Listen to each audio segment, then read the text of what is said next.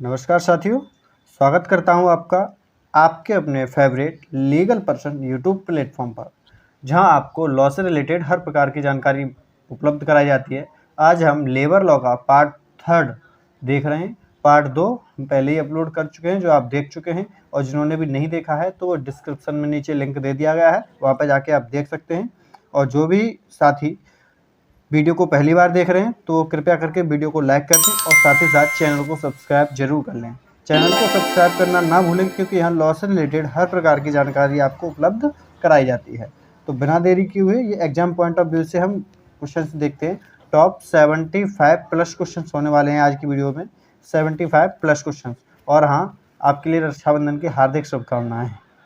तो आज रक्षाबंधन है, रक्षाबंधन की हार्दिक शुभकामनाएं।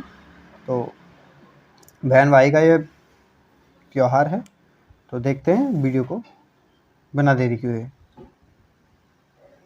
क्वेश्चन है हमारा, व्यवसाय संघ अधिनियम 1926 के अंतर्गत व्यवसाय विवाद शब्द अभिप्रेत है, तो किससे अभिप्रेत है? नियोजक और कर्मकारों के बीच कोई भी विवाद, कर्मकारों और कर्मकारों के बीच कोई भी विवाद, नियोजक और कर्मकारों के बीच कोई भी विवाद, नियोजकों और नियोजकों के बीच कोई भी विवाद, तो ये उपरोक्त सभी से संबंधित है। व्यवसाय विवाद, ठीक है ना, ये सभी से अभिप्रेत है। अगला क्वेश्चन है, व्यवसाय संघ के पंजीकरण हेतु व्यवसाय संघ में के कुल कितने सदस्य आवेदन कर सकते हैं? तो कुल कितने सदस्य आवेदन कर सकते हैं? 7 या अधिक सदस्य, 7 या 7 से अधिक सदस्य आवेदन कर सकते हैं, ठीक है।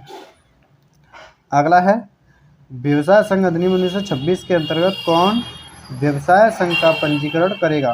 तो व्यवसाय संघ का पंजीकरण कौन करेगा? भाई रजिस्ट्रार करेगा। कौन करेगा? रजिस्ट्रार करेगा व्यवसाय संघ का पंजीकरण। अगला क्वेश्चन देखते हैं हम, व्यवसाय संघ अधिनियम 1926 के अंतर्गत व्यवसाय संघ पंजीकरण प्रमाण पत्र है। तो व्यवसाय संघ पंजीकरण प्रमाण पत्र कैसा है? निर्णायक साक्ष्य है। कैसा है? निर्णायक साक्ष्य। अगला क्वेश्चन देखते हैं,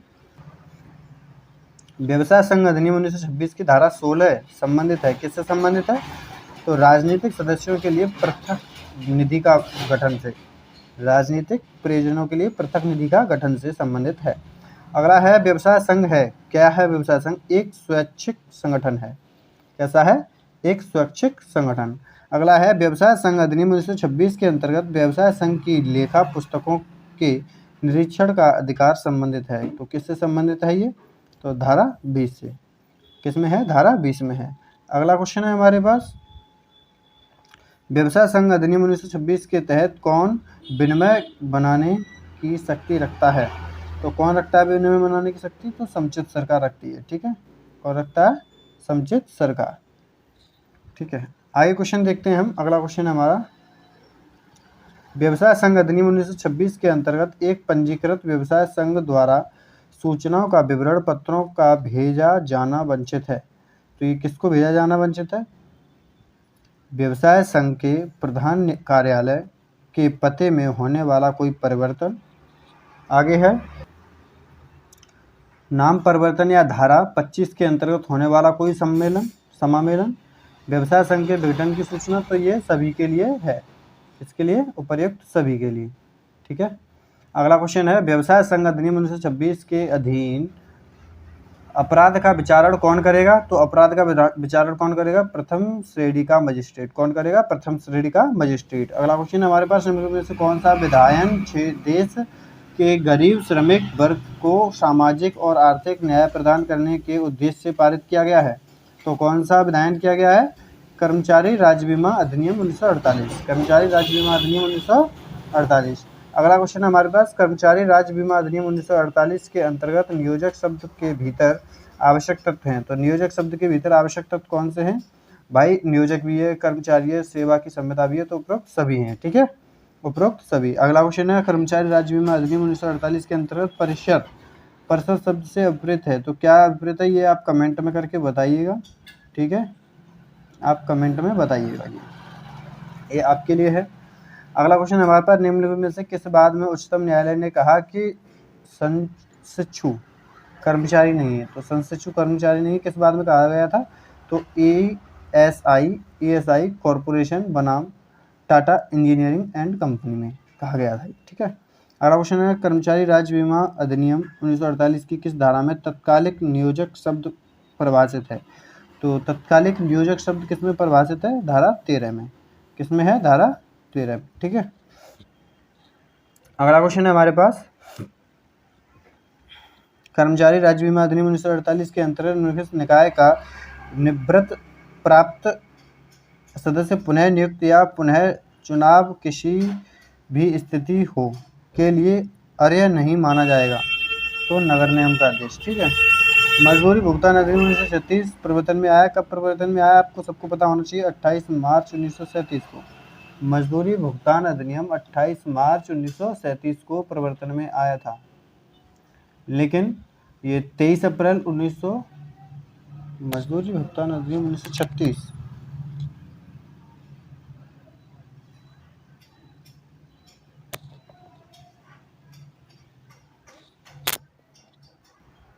अगला क्वेश्चन है हमारे पास, मजदूरी भुगतान अधिनियम 1936 की धारा 4 के अंतर्गत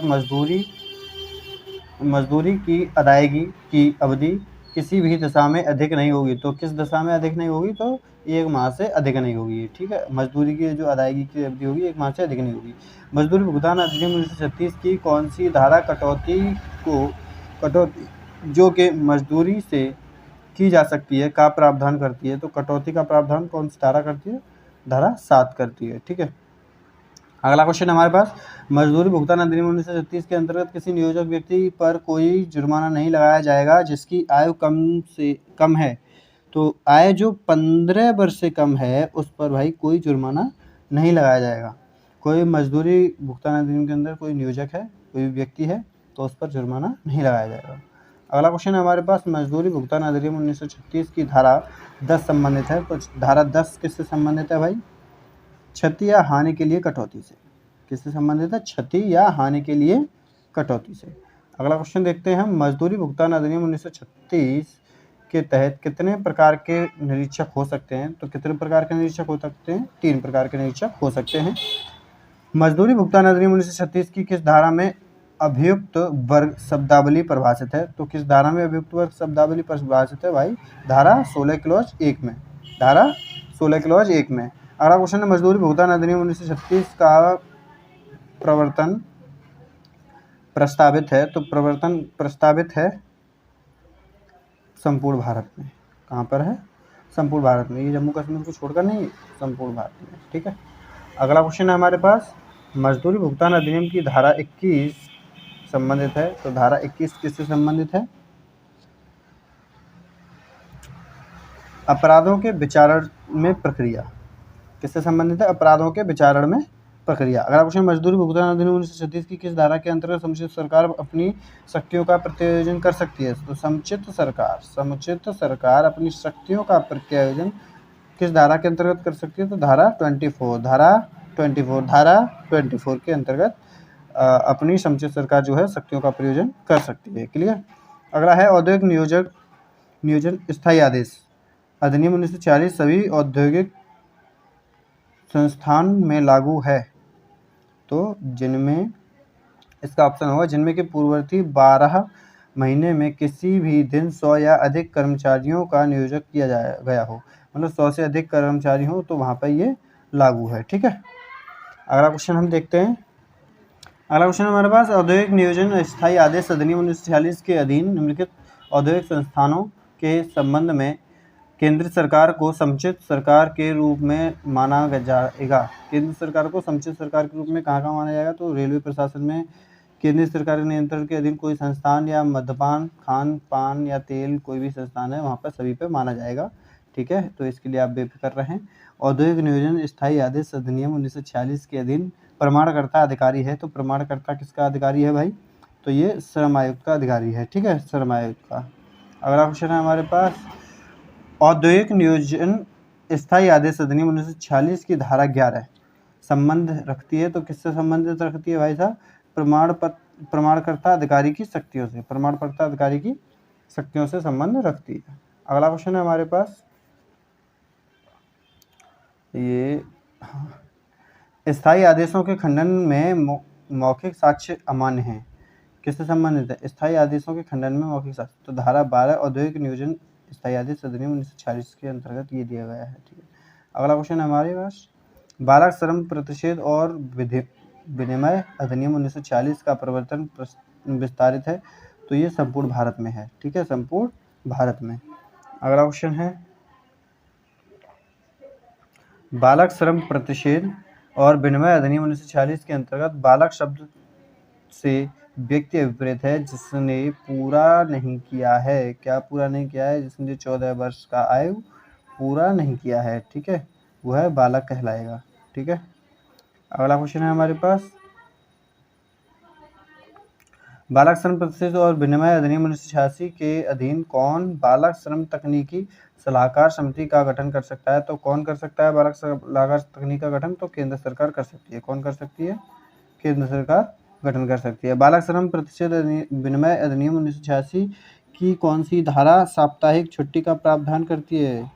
तो साप्ताहिक छुट्टी का प्रावधान मिलता है आपको, जैसे मंडे टू सैटरडे आपको जाना है, संडे का छुट्टी मिल गया या किसी और दिन कर दिया छुट्टी, ये कंपनी के ऊपर डिपेंड कर जाता है, लेकिन धारा 8 के अधीन वो साप्ताहिक आपको छुट्टी मिलती है, धारा 8 के अधीन। ठीक है, अगला क्वेश्चन है, बालक श्रम प्रतिषेध और विनिमय अधिनियम 1986 की धारा 10 संबंधित है। तो 10 किससे संबंधित है? आयु के बारे में विवाद से, आयु के बारे में विवाद से संबंधित है। अगला क्वेश्चन है, कारखाना अधिनियम 1948 को भारत के गवर्नर जनरल की स्वीकृति प्राप्त हुई। तो भारत के गवर्नर जनरल की स्वीकृति कब प्राप्त हुई? तो 23 सितंबर 1948 को। ये क्वेश्चन लिख लीजिएगा, रट लीजिएगा, अच्छे से आएगा, 23 सितंबर 1948 को। अगला क्वेश्चन हमारे पास, निम्नलिखित में से किस बात में उच्चतम न्यायालय ने कहा कि कारखाना अधिनियम 1948 एक सामाजिक कल्याणकारी अधिनियम है? तो किस बात में कहा था? ये बलवंत राय सलूजा बनाम एयर इंडिया लिमिटेड के बाद में कहा था ये। ठीक है, अगला क्वेश्चन है हमारे पास, कारखाना 1948 के अंतर्गत वयस्क शब्द से एक ऐसा व्यक्ति अभिप्रेत है जिसने पूरा नहीं किया है। तो वयस्क शब्द से कौन सा व्यक्ति अभिप्रेत है पता है?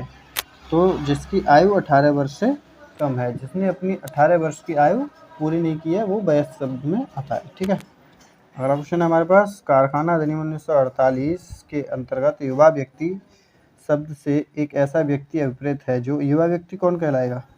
युवा, जिसने जो बालक और किशोर नहीं है, जो दोनों होगा, युवा व्यक्ति, बालक और किशोर। ठीक है, कन्फ्यूजन होगा आपके लिए तो क्लियर कर लेंगे उसको अगली वीडियो में। कारखाना अधिनियम 1948 की धारा 7 संबंधित है। तो धारा 7 किससे संबंधित है? तो अधिभोगी द्वारा सूचना दिया जाना, अधिभोगी द्वारा सूचना दी। कारखाना अधिनियम और ये न्यूनतम मजदूरी एक्ट और इंडस्ट्रियल डिस्प्यूट एक्ट, ठीक है, इन तीनों एक्ट्स के लिए हम एक वीडियो बनाएंगे और एक ही वीडियो में आपके लिए तीनों एक्ट कवर कर दिए जाएंगे। वीडियो भी ज़्यादा बड़ा नहीं होगा, उस पर मैं हैंड राइटिंग का यूज करूँगा। ठीक है, हैंड राइटिंग का नोट्स तैयार करूँगा, उस पर बनाऊँगा के लिए। ठीक है, वो हो चुका है आधा, तो आता रह गया है। आगे हम देखते हैं, कारखाना अधिनियम 1948 के प्रावधानों के तहत राज्य सरकार किसे अपने जिले का निरीक्षक नियुक्त कर सकती है? तो राज्य सरकार किससे कर सकती है जिले का निरीक्षक? जिला मजिस्ट्रेट के लिए। ठीक है, जिला मजिस्ट्रेट के लिए। अगला क्वेश्चन है, कारखाना अधिनियम 1948 की किस धारा के अंतर्गत राज्य सरकार अहर्ता प्राप्त चिकित्सकीय सहायकों को प्रमाण पत्र सृजन के रूप में नियुक्त कर सकती है? तो कौन, किस धारा के अधीन? धारा 10। कारखाना अधिनियम 1948 कि किस अध्याय में स्वास्थ्य के प्रावधानों का उल्लेख है? तो किस धारा में है? तो धारा अध्याय 3 में है, अध्याय 3 में है। ठीक है, आगे क्वेश्चन देखते हैं हम। अगला क्वेश्चन है, कारखाना अधिनियम 1948 के किस अध्याय में अनुपूरक प्रावधानों का उल्लेख है? तो अनुपूरक प्रावधानों का उल्लेख किस अध्याय में है? तो अध्याय 11 में है, अध्याय 11 में अनुपूरक प्रावधानों का उल्लेख है। अगला क्वेश्चन है, कारखाना अधिनियम 1948 की धारा 54 के अंतर्गत किसी भी वयस्क कर्मकार को कारखाने में कितने से अधिक काम करने के लिए न तो कहा जाएगा और न ऐसी अनुमति दी जाएगी। तो कितने से? किसी भी दिन 9 घंटे से अधिक, 9 घंटे से अधिक काम करने के लिए ना तो कहा जाएगा। कारखाना अधिनियम 1948 की धारा 54 में ये प्रावधान दिया गया है और ना ही उसको अनुमति दी जाएगी। ठीक है, अगला क्वेश्चन है हमारे पास, कारखाना अधिनियम 1948 की धारा 92 संबंधित है। तो धारा 92 किससे संबंधित है? धारा 92 किससे संबंधित है? अपराधों के लिए साधारण शास्ति, अपराधों के लिए साधारण शास्ति। कारखाना अधिनियम 1948 के अंतर्गत सुरक्षा अधिकारियों के कर्तव्य, अहर्ताएं एवं सेवाएं दशाएं ऐसी होंगी जैसे कि विहित की जाएंगी। किसके द्वारा? वो राज्य सरकार के द्वारा। किसके द्वारा? राज्य सरकार के द्वारा। अगला क्वेश्चन है हमारे पास, कारखाना अधिनियम 1948 के अंतर्गत कोई बालक किसी कारखाने में नियोजक का काम करने के लिए अनुज्ञात नहीं किया जाएगा। कैसे मतलब? किसी भी दिन 4.5 घंटे से अधिक के लिए और रात के दौरान। कोई जो बालक है, बालक शब्द की परिभाषा कहाँ दी गई है ये भी आपको सेक्शन बता दिया जाएगा। अगले जो आपका फैक्ट्री एक्ट आएगा, मैं हैंड राइटिंग का नोट यूज करूँगा वहाँ पर उस वीडियो में, अगले पार्ट में, ठीक है। और तो जो रात के दौरान ना तो बालक के लिए काम करने के लिए वो किया जाएगा, उसके लिए अनुज्ञात किया जाएगा, और ना ही 4.5 घंटे से अधिक काम करने के लिए कहा जाएगा, ठीक है।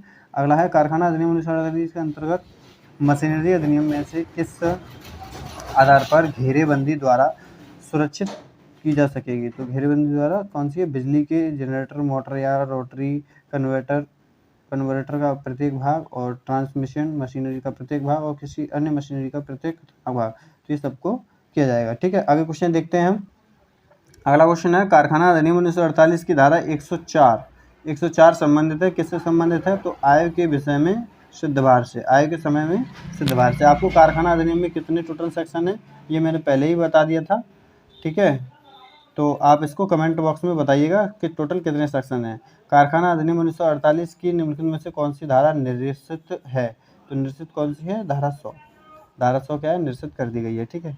अगला क्वेश्चन है हमारे पास, कारखाना अधिनियम 1948 की कौन सी धारा प्रावधान करती है कि ऐसी परिस्थिति के सिवाय जैसी विहित की जाए किसी वयस्क कर्मकार को किसी कारखाने में ऐसे दिन काम करने के लिए अपेक्षित या अनुज्ञात न किया जाएगा जिस दिन वह पहले से ही किसी अन्य कारखाने में काम कर रहा हो।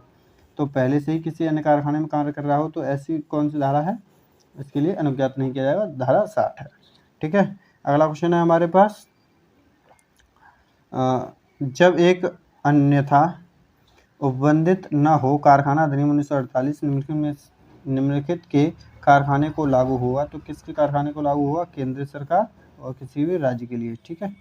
केंद्र सरकार और किसी भी राज्य के लिए, इसमें ए भी दोनों ऑप्शन हो जाएगा। तो आप ये कारखाना अधिनियम में टोटल कितने सेक्शन है, टोटल कितने चैप्टर हैं ये आप बताओगे, ठीक है। कर्मचारी प्रतिकर अधिनियम पारित हुआ था, किस वर्ष पारित हुआ था? 1923 में पारित हुआ था। कर्मचारी प्रतिकर अधिनियम कब लागू किया गया था? तो कर्मचारी प्रतिकर अधिनियम आपको पता होगा 1 जुलाई 1924 को लागू किया गया था। कर्मचारी प्रतिकर अधिनियम की किस धारा में प्रतिकर शब्द को परिभाषित किया गया है? तो ये आपको पता होगा, धारा 2 clause C, 2 clause 1 clause C, ये इसमें प्रतिकर शब्द के लिए परिभाषित किया गया है। अगला लास्ट क्वेश्चन है, चलो 2 क्वेश्चन और हैं ये आपके। कर्मचारी प्रतिकर अधिनियम के अंतर्गत आश्रित होने का प्रश्न है, तो आश्रित होने का प्रश्न एक तथ्य का प्रश्न है। ये कर्मचारी प्रतिकर अधिनियम के अंतर्गत बोनस है, तो बोनस क्या है?